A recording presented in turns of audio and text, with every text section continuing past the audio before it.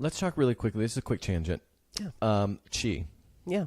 Because it seems like sometimes I'll read things that suggest that qi is sort of this out there concept. And yet, I think we're just talking about energy, life force, right? And we know that we're energy. We know that when we eat food, our bodies change it into energy. It's calories. Calories, I think that's just a measure of energy, right? Right. So we know we are energy. Yeah. We know that the heart has its own electric system. It has electricity, which is the most clear form of energy.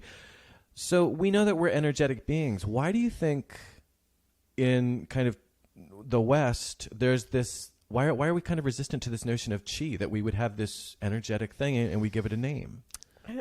Well, I think there's probably more resistance to the concepts of the meridians, of how this energy moves through the body. Yeah, I would say qi represents functionality. So your heart beats because of the qi of the heart. Yep. So the function of an organ is based on its qi. Okay. But it needs nourishment, and that's where the yin side of things comes along.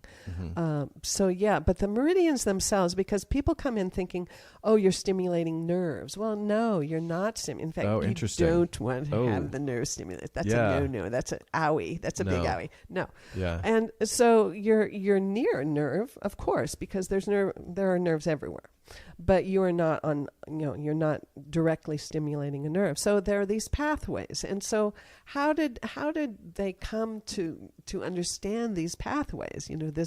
This channel system, that's a mystery. Yeah. I prefer having now, studied with Jeffrey for all of those years, and the whole, knowing how far back Taoism goes in Chinese medicine, and this lineage that he represents and his qualities, having been around him long enough to recognize his qualities. I think that probably in meditation, that the Taoist priests had the experience of this channel system, and that's how they came to define them, or really kind of, wake up to them. Yeah. Recognize them. Yeah. Right. Yeah. Right. Yeah. So Qigong, Tai Chi, these exercise forms that are meant to strengthen the Qi. Yep. And move the qi. So people who are very, very good at that, they project the qi from their palms. That's like the energy healers, or is that Reiki? That's kind of a variation of that exactly. Happened, yeah, one time. Then that was another thing that I was open to but didn't have any experience with, and I was in Istanbul, living in Turkey, and this guy came into the cafe and was a friend of some friends, and my friend said, he's an energy healer, whatever the equivalent was in Turkish, and so I was like, okay.